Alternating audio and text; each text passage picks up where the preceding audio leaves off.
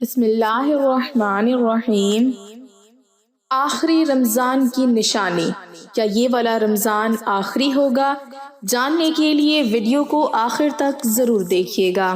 رسول اللہ صلی اللہ علیہ وسلم نے اپنی امت کو آنے والے ہر قسم کے فتنوں کے بارے میں نہ صرف خبردار کیا بلکہ مستقبل میں رونما ہونے والے اہم واقعات کے بارے میں بھی آگاہ کیا، خاص کر ظہور امام مہدی اور خروج دجال سے متعلق واقعات کو تفصیلاً بیان کیا ہے، یہاں تک کہ حق و باطل کے ان دونوں اماموں کے ظہور و خروج سے ماقبل کے حالات کو قدر تفصیل سے بیان کیا اور کچھ نشانیاں خصوصی طور سے بیان کی تاکہ کسی ان پڑھ جاہل مسلمان کو بھی حق و باطل کی پہچان میں کسی قسم کا شک و شبہ نہ رہے۔ اسی طرح حضرت امام مہدی کے ظہور سے متعلق بیان کی گئی احادیث کے بارے میں اسلاف کا یہ طریقہ چل رہا ہے کہ وہ اس کے متعلق نشانیوں کو ہمیشہ اپنے سامنے رکھتے تاکہ حضرت امام مہدی کے ظہور کے وقت حق و باطل کے درمیان ہونے والے معرکے میں وہ حق کے ساتھ کھڑے ہوں اور باطل ان کو دھوکہ نہ دے سکے۔ حضرت امام مہدی کے ظہور سے قبل قریب ترین نشانیوں میں سے ایک نشانی رمضان المبارک میں ایک زوردار آواز سنائی دینا ہے، چاہے وہ چیخ کی صورت میں ہو یا دھماکے کی صورت میں۔ نصف رمضان کی رات یعنی 15ویں شب کو ہوگا اور وہ جمعہ کی شب ہوگی۔ اسی طرح اس رمضان میں سورج گرہن کا ہونا، آسمان پر ستون کی مانند کسی چیز کا روشن ہونا اور سب سے بڑھ کر اس رمضان میں ملک شام میں سفیانی کی جانب سے مسلمانوں کا قتل عام کرنا وغیرہ۔ رسول اللہ صلی اللہ علیہ وسلم نے فرمایا، رمضان میں ایک زبردست آواز آئے گی۔ صحابہ کرام رضوان اللہ علیہم اجمعین نے پوچھا، یا رسول اللہ صلی اللہ علیہ وسلم، آواز رمضان کے اول میں ہوگی، درمیان میں ہوگی یا پھر آخر میں؟ آپ صلی اللہ علیہ وسلم نے فرمایا، نصف رمضان میں۔ جب نصف رمضان میں جمعے کی رات ہوگی تو آسمان سے ایک زوردار آواز آئے گی جس سے 70,000 لوگ بے ہوش ہو جائیں گے اور 70,000 اندھے ہو جائیں گے اور 70,000 بہرے ہو جائیں گے۔ ایک اور روایت کے مطابق 70,000 راستہ بھٹک جائیں گے اور 70,000 لڑکیوں کی وقارت زائل ہو جائے۔ صحابہ کرام رضی اللہ تعالی عنہ نے دریافت کیا، یا رسول اللہ صلی اللہ علیہ وسلم، تو آپ کی امت میں سے اس آواز سے کون محفوظ رہے گا؟ رسول اللہ صلی اللہ علیہ وسلم نے فرمایا، جو اس وقت اپنے گھروں میں رہے اور سجدوں میں گر کر پناہ مانگے اور زور زور سے تکبیریں کہے۔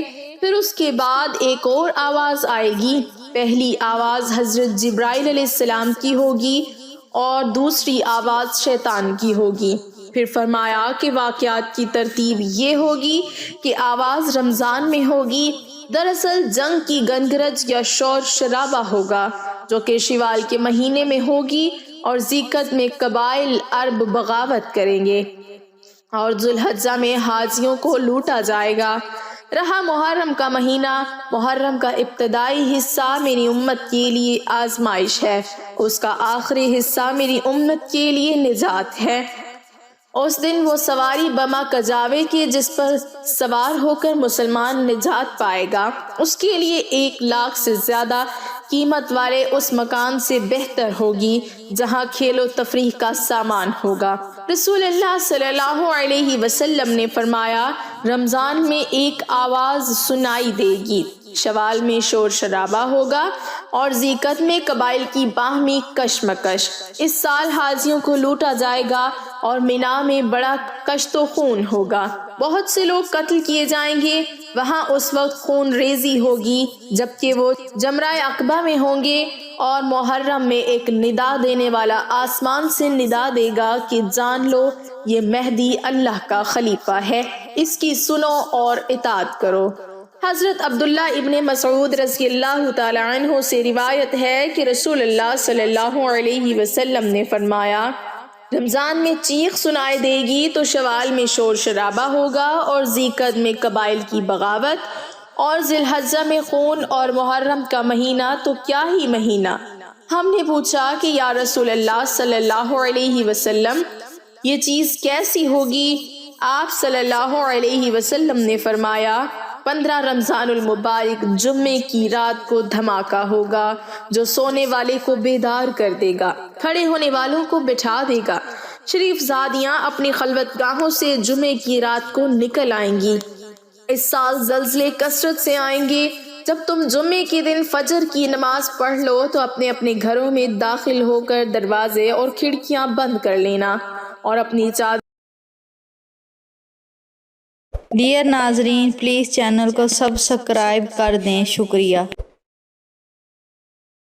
لینا، اپنے کان بند کر لینا، اور جب تمہیں چیخ کا احساس ہو تو اللہ کے سامنے سجدہ ریز ہو جانا اور یہ پڑھنا کہ پاک ہے وہ ذات جو نقائص سے پاک ہے۔ تو جو ایسا کرے گا وہ نجات پائے گا اور جو ایسا نہیں کرے گا وہ ہلاک ہو جائے گا۔ محمد بن علی رحمۃ اللہ تعالی علیہ کا قول ہے، 2 نشانیاں ہیں جو زمین و آسمان کی تخلیق سے لے کر آج تک نظر نہیں آئی۔ پہلی رمضان المبارک کی رات چاند گرہن لگے گا اور دوسری 15 رمضان کو سورج گرہن لگے گا۔ جب سے اللہ نے زمین و آسمان کو پیدا کیا ایسا نہیں ہوا۔ یہ بات حقیقت ہے کہ سورج گرہن ہمیشہ چاند کی شروع کی تاریخوں میں ہوتا ہے، اور چاند گرہن ہمیشہ ایام 20 یعنی 13، 14 اور 15 کی تاریخ کو ہوتا ہے، لیکن ظہور مہدی سے ماہ قبل رمضان میں یہ ترتیب بدل جائے گی۔ حضور اکرم صلی اللہ علیہ وسلم نے فرمایا، لوگوں قیامت سے پہلے ایک رمضان ایسا آئے گا جس میں ایک ایسی شدید آواز آئے گی اور دنیا میں کوئی نہیں جان سکے گا کہ آواز کہاں سے آئی۔ آپ صلی اللہ علیہ وسلم نے فرمایا کہ اگر رمضان میں ایسی آواز سنائی دے جس کا کوئی کھوج نہیں لگایا جا سکا تو پھر 1 سال کا رزق اپنے گھروں میں سمیٹ کر رکھ لینا کہاں کی عقل مندی ہے۔ حضرت جابر رضی اللہ تعالی عنہ فرماتے ہیں کہ میں نے رسول اللہ صلی اللہ علیہ وسلم کو یہ فرماتے ہوئے سنا کہ میری امت میں ایک جماعت یوم قیامت تک سربلندی کے ساتھ حق کے لیے برسر پیکار رہے گی۔ اس سے معلوم ہوتا ہے کہ مومنین کی ایک ایسی جماعت قیامت کے دن تک زندہ رہے، مگر مدرج ذیل احادیث طیبہ میں صراحت ہے کہ قیامت سے پہلے تمام مومنین کو موت آ جائے گی اور قیامت کے دن کوئی مومن زندہ نہ ہوگا۔ حضرت علی رضی اللہ تعالی عنہ سے پوچھا گیا کہ وہ کون سا عمل ہے جسے موت کے وقت ملک الموت انسان کی تعظیم کرتے ہیں، اس کی روح سکون سے قبض کرتے؟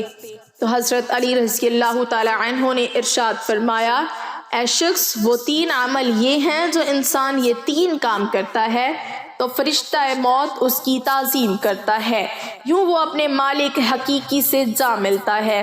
جب حضور صلی اللہ علیہ وسلم کی وفات کا وقت قریب آیا تو آپ صلی اللہ علیہ وسلم نے فرمایا، کیا میری امت کو موت کی تکلیف برداشت کرنی پڑے گی؟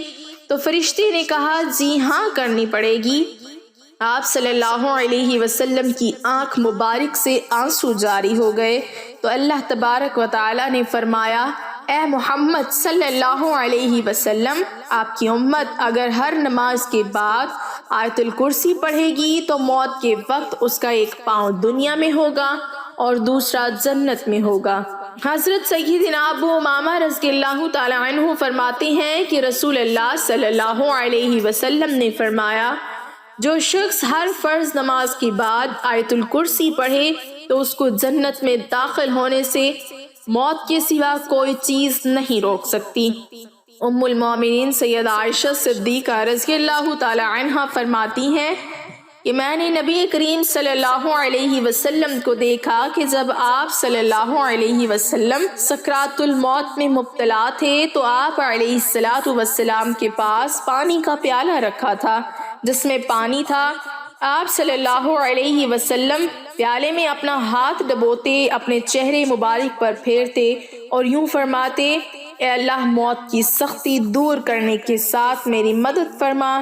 اللہ رب العزت ہمیں بھی موت کی سختی سے محفوظ فرمائے، آمین۔ ناظرین کمنٹ باکس میں اللہ کے 99 ناموں میں سے ایک نام ضرور ٹائپ کریں۔